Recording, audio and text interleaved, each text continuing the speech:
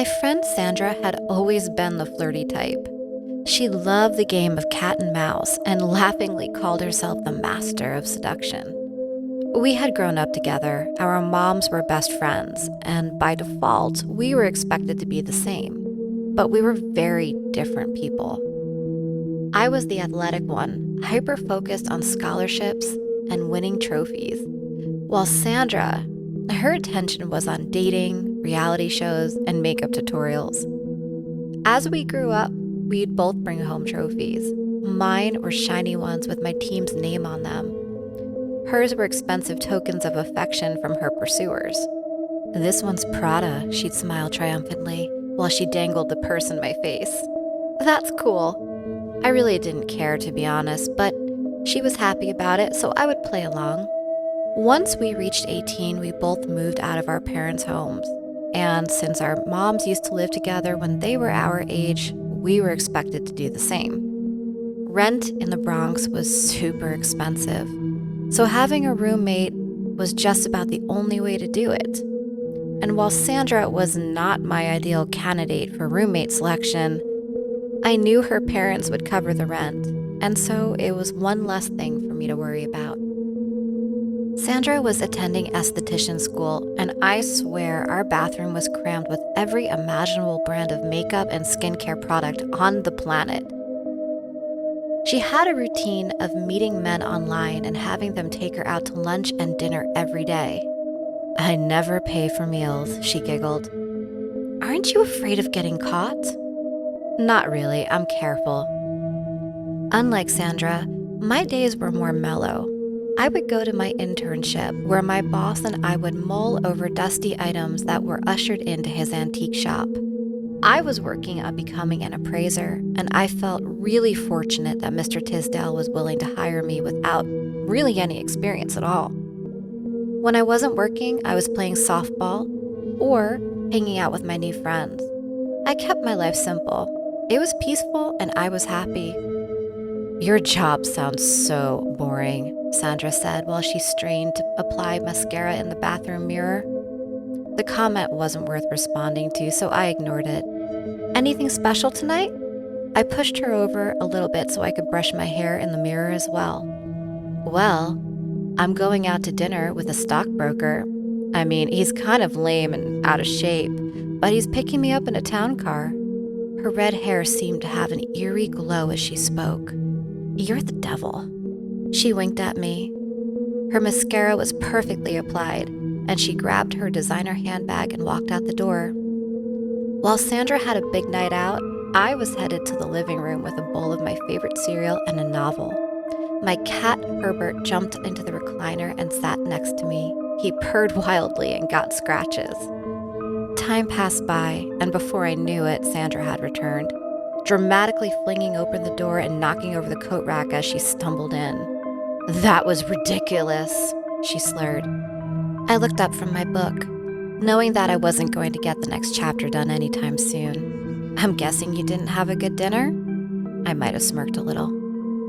She threw off her $800 stilettos and grabbed the bottle of open wine I had left on the counter, pouring herself the remainder into a coffee cup. "It was going great until his wife called him, and he left me. He left me there by myself."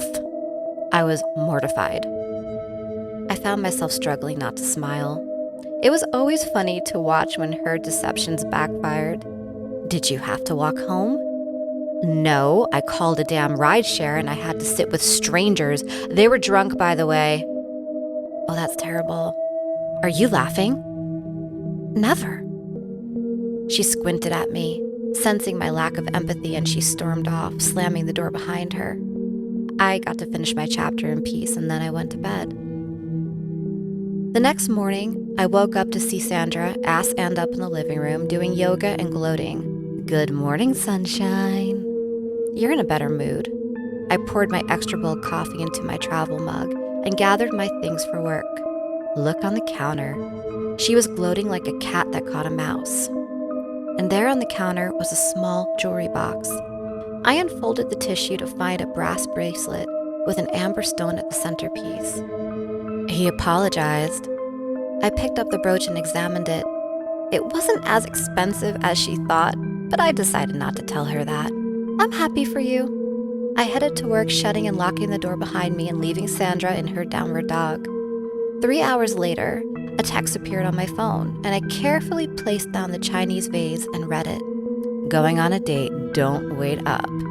Typical, I muttered. But secretly, I was happy to have the apartment to myself again. After work, I decided to stretch in the living room, since Sandra had left her yoga mat there because she never picked up after herself. But it would help me to prepare for tomorrow's softball game. I sat on the ground and pancaked forward, resting my forehead on the floor between my legs. And Herbert, my fat cat, usually would hang out with me at this point and demand belly scratches, but he was nowhere to be seen. As I stretched and rested my head on the mat, I suddenly heard a pounding on the floor. It was directly below my face and I jumped. I looked down to where the sound had come from. My downstairs neighbor must have been cleaning, I thought. And then I went back to stretching. "Herbert!" I called out, wondering where my cat was. He didn't respond, so I got up and started looking for him. Every once in a while, Sandra would accidentally lock him in the closet while she was getting dressed. The apartment wasn't big, and so it wouldn't take very long to locate him. But as I checked all the usual spots, I started to find myself worrying. He wasn't in the closet, or in the cabinets, or under the bed. And then finally, I heard the soft scratching coming from the old travel chest in my room. I rushed over and pulled back the lid, and there was my cat, looking furious and scared. I pulled him out and grabbed my phone. I was furious too. "Why would you lock Herbert in a trunk?" I furiously typed to Sandra. I could see the text was read, but there was no response. I rushed my cat into the kitchen and gave him water and food. He was clearly thirsty, and I wondered how long he had been trapped in there. I sat down on the yoga mat and decided to read my book and stretch. This time Herbert sat next to me. He seemed uneasy, but otherwise okay. As I leaned forward to stretch my hamstrings, my book resting on my calves, I felt this breeze brush through my hair. I stopped and I looked up. The fan was off, and this time of year, the air conditioner wasn't on either. Herbert's eyes started darting around the room, like he was tracking something on the wall behind us. I looked behind me reluctantly, but nothing was there. Then, I heard the familiar sound of my phone chime, and it was Sandra with a response. I looked at the message in confusion. "Vindicta" was all it said. I responded with a series of question marks and waited a response. But as her text chimed and I pressed to open it, my screen went dead. "Shit," I grumbled. I pressed to restart, but nothing happened. I plugged it into the charger, wondering if the battery was low, but it wouldn't turn back on. I knew that I couldn't function without my phone, so I grabbed my purse and went to the local repair shop, which I vaguely remembered being a few blocks away. "Your LED is dead," the gruff repairman said unenthusiastically. "Can you fix it?" "I can replace it. Give me 2 hours." He dropped my phone into a cardboard box. I left the shop and I walked over to the local cafe. I figured I could hang out there while I waited, and so I ordered a drink and pulled my book out of my bag, settling into the comfy couch. "Oh, hey," I heard a familiar voice call out. I spotted Sandra's bright red hair before I saw her face. She seemed to be in a great mood as she walked over. "Do you care to explain, Herbert, or that last text?" I quipped. "Huh?" she said dreamily. "I've had such a great day. I got my nails done, I went shopping, and I have another date tonight." I felt my anger building. "Well, I'm glad that you had a great day. You almost killed my cat, and then you joke about it, and then my freaking phone died." She looked at me with confusion. "What are you talking about?" "The text message. Herbert in the trunk?" She pulled out her phone and handed it to me. "I haven't gotten a text from you in a week." I looked at the messages. "You clearly deleted it." She looked insulted and got up from the table. "You're a crazy person," she whispered. She glanced back over her shoulder at me as she walked away. How could she? The waitress arrived. "More coffee?" I nodded, and she began to pour into my cup. I watched her arm jerk wildly, like she had a muscle spasm, and the hot coffee splashed into my lap. Ugh! I found myself screaming and I jumped up. Coffee had stained my jeans and my t-shirt. I'm so sorry! The waitress screamed. I grabbed my purse and I ran out. Back at the repair shop, I waited in line, and I watched as people eyed me up and down, staring at my pants while they were drying. I just wanted to go home. No good, the repairman said, throwing my phone down like a paperweight. You need to replace it. You have got to be kidding me. It's dead, there's nothing I can do. Back at the apartment, I was greeted by Herbert when I opened the door. He was at least in better spirits. And I went to change out of my stained clothes and I realized I was shaking. The apartment was freezing cold. I checked the thermostat, but it was 78 degrees. That's probably broken too, I grumbled. I saw my new phone light up and it was a message from work.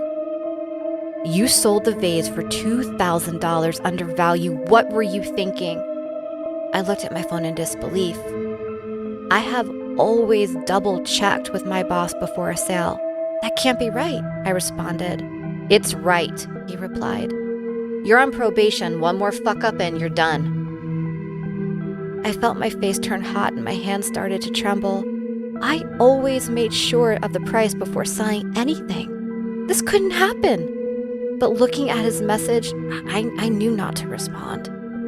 I slumped onto my bed, pulling the covers over my face and hiding. Herbert jumped onto my legs and stayed close. I was overwhelmed with the amount of bullshit that had transpired today. I started to drift to sleep, but then I felt something grab my ankle, and I was jolted awake by a whisper that said, "Then tick-tock, tock, tock." I sat straight up and I saw Herbert's hair on end, and he was growling. Just then, Sandra came bursting into my room. You want to hear something insane? I just stared at her.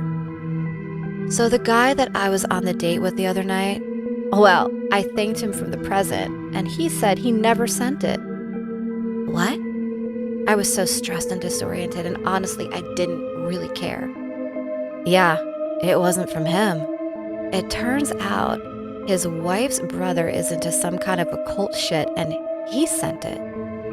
You didn't touch it, did you? But I had touched the bracelet. And even though it was crazy, and even though it made absolutely no sense to any logical person, I knew that what she was telling me was the truth. I'd love to tell you that all I did was wish away the thoughts and my life went back to normal. But it would take numerous sessions with a psychic medium to finally feel like I shook whatever was attached because of that bracelet. And I couldn't work at the antique shop anymore. Just the thought alone that touching something someone else had hexed could upend your life. I couldn't get over it, not to this day. And so I moved on to a different career. But even now, during the holidays, when someone hands me a box and I see jewelry in it, I don't want to touch it. I don't want to look at it. And I have to ask, do you know where this came from? Have you thought about it being hexed? Sometimes, even the most beautiful of gifts can be a curse.